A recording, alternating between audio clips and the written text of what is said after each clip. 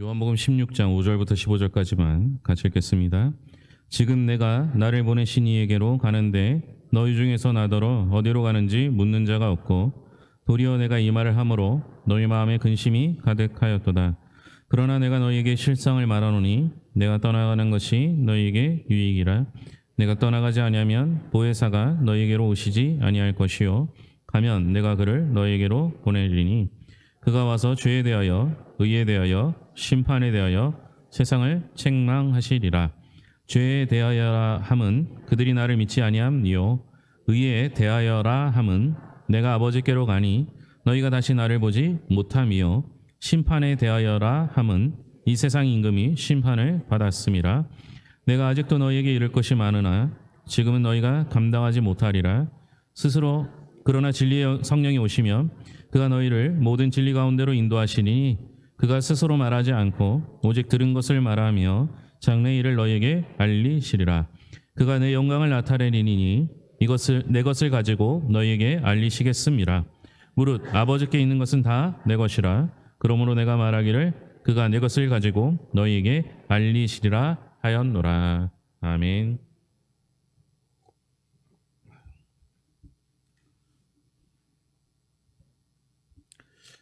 예수사랑 큰 잔치 이후에 기독교의 기본 진리에 관한 내용을 6주 동안 이제 하고 이제 오늘로써 이제 마무리를 하려고 합니다. 우리가 기억하시겠죠? 성부 하나님, 창조의 하나님께서 우리를 만드신 것은 그 창조했다라는 것을 넘어서서 모든 걸 하실 수 있는 하나님이라는 뜻이 듭니다. 그 이후에 성부 하나님 이후에 성자 예수님에 대한 이야기를 4번에 나눠서 했습니다. 예수님은 철저하게 하나님이시고 또한 철저하게 인간이셨고 예수님께서 우리를 위하여 친히 부활하셨습니다. 그리고 우리를 구원해 주시기 위한 그 모든 길을 십자가로서 열어주셨다라고 말씀을 드렸습니다. 이제 오늘 마지막으로 성령 하나님에 관한 이야기를 하려고 합니다. 여러분, 우리가 성령 하나님에 관한 이야기가 꼭 필요함에도 불구하고 오해를 하고 있고 잘못 인식되는 부분들도 있기 때문에 오늘 말씀을 통해서 함께 나누려고 합니다. 먼저 우리는 신앙생활하면서 기적과 이적을 경험하려고 합니다. 그리고 그것을 기대하고 소망합니다. 그리고 대부분의 성도들은 그 기적을 아직 경험하지 못했다라고 생각하며 살아갑니다. 근데 여러분 어떻습니까? 여러분 기적을 경험하셨습니까? 그러나 여러분들이 기적을 경험했다, 느끼지 못했다 할지라도 우리 성도라면 반드시 기적을 경험했던 것입니다. 어떤 기적을 경험했습니까? 우리가 하나님의 자녀라는 사실이 기적입니다. 모르시겠으면 옆 사람을 보시면 알 수 있어요. 옆 사람 한번 보세요. 당신이 하나님의 자녀라는 건 기적이죠. 그죠? 여러분 우리는요 기적을 병에서 나은 것, 죽을 병에서 낫거나 사고에서 기적같이 살아나는 것을 기적이라고 생각합니다. 여러분 제가 일부 예배 때도 그 얘기를 물어봤는데요. 여러분 죽었다 살아나는 게 기적일까요 아닐까요? 예? 기적이에요? 여러분 성경에서는요 죽는 거나 사는 거나 큰 차이가 없어요. 죽었다 살아나는 게 기적이 아닐 수 있다라는 거예요. 왜냐? 우리 입장에서는요 죽었다 살아나는 건 굉장히 큰 기적이에요. 우리는 그렇게 할 수 있는 존재가 아니기 때문에 그래요. 여러분 죽었다 살아나는 거 여러분한테 쉬운 일이 아니잖아요. 근데 생각해 봅시다. 하나님이시라면 우리를 죽음에서 살리시는 게 쉬운 일일까요? 어려운 일일까요? 예? 쉬운 일이죠. 하나님 입장에서 보면. 하나님은 충분히 그렇게 하실 수 있기 때문에 그래요. 근데 생각해 보세요. 여러분 하나님이 가장 어려운 일 중에 하나가 뭔지 아세요? 예? 하나님께서 하시기 참 힘든 것 중에 하나가 여러분이 변화되는 거예요. 정말 힘든 일입니다. 여러분 한번 생각해 보세요. 자기 자신을 생각해 보면 여러분들이 젊었을 때나 지금이나 아니면 오래전 30년 전, 50년 전이나 지금이나 별반 다를 게 없습니다. 몸매만 달라졌죠. 여러분 우리는요 기적을 경험했습니다. 그 기적이 뭐냐? 하나님의 자녀가 된 게 기적입니다. 이것보다 더 큰 기적은 없습니다. 죄인인 내가 의인이 되는 큰 은혜를 받는 그것이 가장 큰 기적입니다. 여러분이 변화된 거, 하나님의 자녀가 된 거, 이것이 기적이죠. 성경에서 말합니다. 고린도후서 5장 17절이죠. 그런즉 누구든지 그리스도 안에 있으면 새로운 피조물이라. 이전 것은 지나갔으니 보라 새 것이 되었도다. 이전과 다른 새로운 피조물이 되는 게 정말 놀라운 기적입니다. 그리고 새로운 피조물답게 되는 놀라운 기적을 이루어 가야 합니다. 그리고 그 기적은 오늘 살펴보는 성령 하나님과 함께 이루어 가는 것이죠. 말은 쉽지만 어렵게 느껴집니다. 말이 어렵게 느껴지는 이유는요, 우리가 성령에 대한 오해를 하고 있기 때문에 그렇습니다. 성령님에 대해서 너무 추상적이거나 너무 구체적이거나 양극단의 생각 때문에 성령 하나님을 오해하는 경우가 있는 것이죠. 여러분, 우리가 오늘 말씀을 나누면서요, 가장 기본적인 전제는 뭐냐면요, 성령 하나님은 하나님이시다라는 사실을 전제로 해야 합니다. 기본 전제를 생각하며 성령 하나님에 대해서 계속 살펴보려고 합니다. 그럼 성령님 하면 어떤 생각이 드십니까? 성령님 하면 능력, 힘, 은사, 뜨거움을 연상합니다. 그래서 찬양 중에서도요, 성령님을 불길 같은 성령 이렇게 표현하기도 합니다. 그 의미가 뭘까요? 정확하게 설명하기는 어렵지만 추측할 수 있죠. 기도회 때, 집회 때 무언가 내 가슴 속에 뜨거움이 올라오면 성령을 받았다라고 생각하는 거죠. 그리고 눈물 콧물 쏟으면 그게 성령 받았다라고 생각합니다. 또한 성령이라는 단어 자체가 능력, 은사라는 뜻도 있어요. 그리고 우리는 성령의 은사가 방언, 예언이기 때문에 그런 것도 연상합니다. 특별한 은사가 생기고 기적 같은 능력도 생기고 방언과 예언도 하는 것, 이것이 성령과 관계 있다라고 생각합니다. 그렇다면 도대체 성령에 대해서 어떻게 설명할 수 있겠습니까? 제가 전제를 말씀드렸죠. 전제가 뭐라고요? 성령님은 하나님이시다라는 겁니다. 이 기본 전제를 잊지 말아야 합니다. 성령 하나님이 은사, 능력도 주시지만 성령님은 하나님이시기 때문에 인격적이에요. 그래서 여러분, 성령님을 받은 사람, 성령 충만한 사람은 인격적으로 변화되는 은혜가 있습니다. 그러니까 성령을 받았는데 다른 사람을 괴롭힌다, 그건 성령님이 아닌 거죠. 그렇다면 도대체 성령에 대해서 어떻게 설명할 수 있느냐? 물론 성령님은 은사, 능력을 주시기도 하지만 인격적이라고 말씀드렸죠. 성령님을 그저 뜨거운 불길, 능력과 동일하게 생각해서는 안 됩니다. 그래서 성령 받아라 이런 말 들어보셨죠? 이것도 어떻게 보면 원칙적으로는 틀린 말입니다. 아니, 성령님은 전제가 뭐라고요? 하나님 받아라, 이게 말이 되는 거예요? 네? 그렇잖아요. 성령님을 사고 파려고 하는 사람들이 성경에 나와요. 그러니까 성령님이 하나님이라면 하나님을 사고 판 사람이 있었다는 얘기예요. 안 되는 거죠. 그러니까 기본적인 전제는 그렇지 않아요. 그런데 우리가 오해하는 이유는 요한복음 20장 22절을 보면 이 말씀을 하시고 그들을 향하사 숨을 내쉬며 이르시되 성령을 받으라. 이 말씀은요, 예수님이 승천하시고 성령 하나님이 임하실 것에 대해 말씀하시는 겁니다. 그러니까 내가 성령 하나님을 마음대로 주고받고 하는 것을 이야기하는 말씀이 아닙니다. 그러니까 성령님에 대한 이 오해는 결코 해서는 안 됩니다.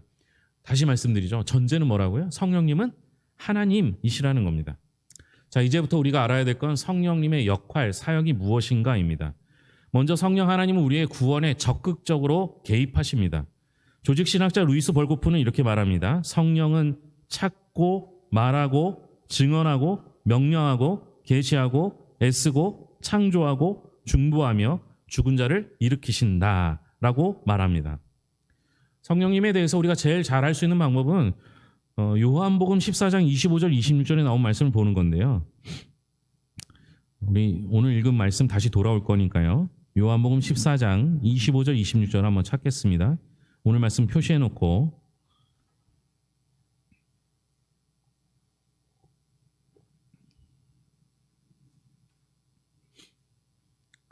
같이 읽겠습니다. 내가 아직 너희와 함께 있어서 이 말을 너희에게 하였거니와 보혜사 곧 아버지께서 내 이름으로 보내실 성령 그가 가르치고 내가 너희에게 말한 모든 것을 생각나게 하리라. 여기서 성령님의 역할이 정확하게 나오죠. 뭐예요?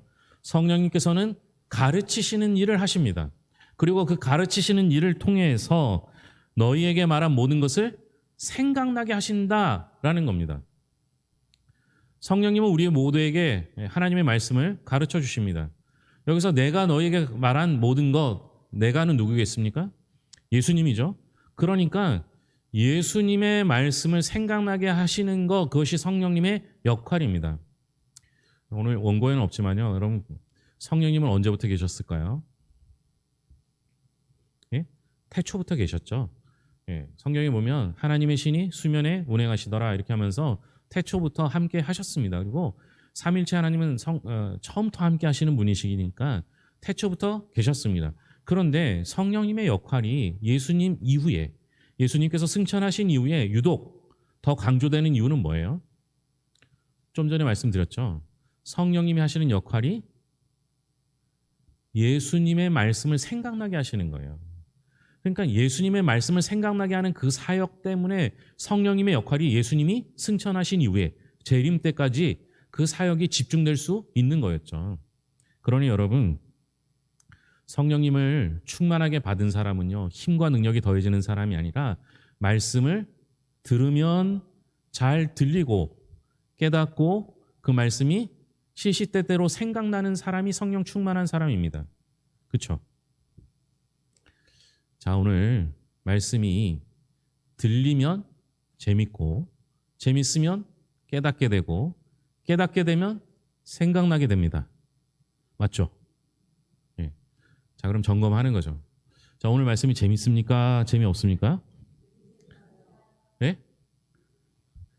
아니, 재밌다고 말하고 싶은데 이제 조금 애매하신 분들 있잖아요. 그런 분은 성령님을 받은 겁니까? 안 받은 겁니까? 대답하기 곤란한 것들은 안 하세요. 그죠? 성령님의 역할이 뭐라고요? 말씀을 가르쳐 주셔서 생각나게 하신다는 거예요.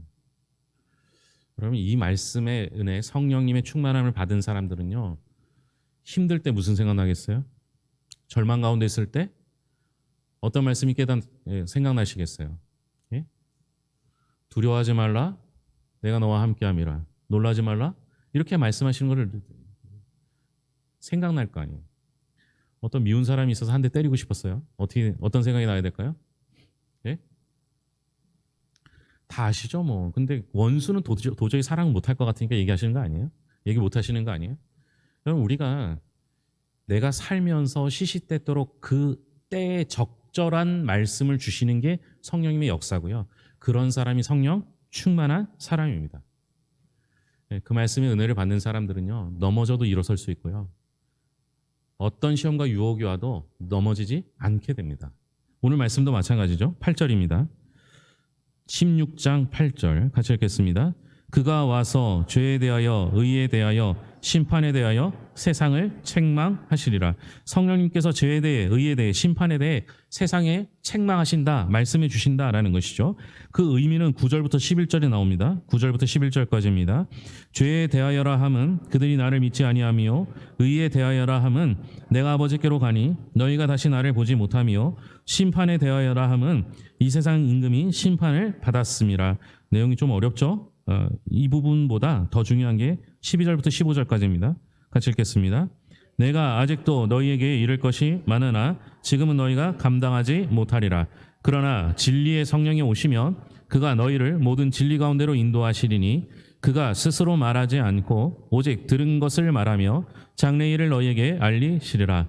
그가 내 영광을 나타내리니 내 것을 가지고 너희에게 알리시겠음이라. 무릇 아버지께 있는 것은 다 내 것이라. 그러므로 내가 말하기를 그가 내 것을 가지고 너희에게 알리시리라 하였노라. 15절 끝부분도 마찬가지예요. 그러므로 내가 말하기를 그가 내 것을 가지고, 예수님의 말씀을 가지고 너희에게 알리시리라 하였노라. 보혜사 진리의 성령님이 오시면 모든 진리 가운데로 인도하신다 말씀하시죠. 성령 하나님은 그동안 성자 예수님을 통해 들었던 모든 말씀을 기억나게 하시고 깨닫게 하실 것입니다. 그래서 여러분, 말씀을 읽고 또 읽어도 성령님이 나와 함께 하시면 말씀이 재밌는 거예요. 요즘 우리 성도님들 가운데서도요, 말씀을 몇 번씩 읽어도 그렇게 재밌다는 거예요. 그냥 여러분, 예배 때 말씀이 재미없는 건 제 책임이 아닙니다. 누구 책임이에요? 예? 성령님 책임이에요. 이제 앞으로 저는 면죄부를 받은 거예요. 여러분들이 재미없어 해도 그건 제 책임이 아니라 성령님 책임이라고. 여러분, 하나님 말씀이요, 시기적절하게 생각나면요, 얼마나 재밌을까요? 정말 필요할 때 꼭 필요한 말씀이 생각나서 그 말씀이 내 삶에 적용되면요, 얼마나 좋겠습니까? 문제는 뭐예요? 말씀이 생각 안 난다는 거예요. 언제 제일 생각이 안 날 것 같아요? 말씀이? 예? 언제 제일 생각이 안 나요? 화날 때. 여러분, 부부싸움 하시면서 하나님 생각하는 사람 제가 본 적이 없어요. 그쵸? 예? 부부싸움 할 때 하나님 생각하신 분 있어요? 한번 손 들어볼까요? 없죠? 예. 부부싸움 했는데 하나님 생각했는데 부부싸움을 계속 하신 분 정말 이상하신 분이에요. 근데 만약요, 그때 하나님이 생각난다면, 그때 하나님 말씀이 생각난다면, 아이들에게 잔소리하고 싶은데 그때 하나님 말씀이 생각난다면, 그 하나님 말씀이요, 여러분을 살립니다. 그 하나님의 말씀이요, 여러분들과 함께하는 사람을 살립니다. 그래서 여러분, 성령님을 받은 사람은요, 누군가에게 인격적으로 도움이 됩니다. 왜요? 우리 성령님은 하나님이시고, 하나님은 인격적이시고, 그 인격적인 하나님께서 내게 말씀을 넣어주시고, 그동안 이해 안 됐던 말씀을 이해되게 해주시고, 깨닫게 하시고, 생각나게 하여 주셔서 여러분들과 성령님의 동행함을 느끼게 해 주실 줄로 믿습니다. 그때까지 성령님을 사모하는 영혼들 되기를 바랍니다. 기도하겠습니다. 하나님 아버지, 감사합니다. 성령님을 선물로 받기를 소망합니다. 성령님과 함께하기를 원합니다. 성령님으로 인해 새 힘을 얻기를 원합니다. 그동안 아무리 고민했다 할지라도 필요한 때에 필요한 말씀이 생각 안 나서 힘들었는데, 이제 하나님 아버지, 시기 적절한 때에 꼭 필요한 말씀을 생각나게 하여 주셔서 절망 가운데 희망을 얻게 하여 주시옵고, 주여 하나님 아버지, 유혹 가운데서 말씀으로 이겨내는 힘을 얻게 하여 주시며, 언제 어디서나 승리하는 삶을 살 수 있도록 인도하여 주시옵소서. 우리 성도들 말씀 들을 때 기쁘게 하여 주시옵고, 말씀을 읽을 때 쏙쏙 들어가게 하시고, 말씀 가운데 생활할 수 있도록 주여 붙잡아 주시옵소서. 여러 모양으로 힘들어하고 아파하는 영혼들 주님 붙잡아 주셔서 하나님께서 말씀으로 위로하여 주셨고, 그 말씀이 곧 하나님이시오니 하나님의 은혜를 경험케 하여 주셨고, 무엇보다 이미 받은 그 기적으로 말미암아 어떤 순간에도 이겨낼 힘을 허락하여 주시옵소서. 오늘도 주의 전에 나와 함께 예배하는 영혼들을 주께서 돌보실 것을 믿으며 모든 것을 예수님의 이름으로 기도합니다. 아멘.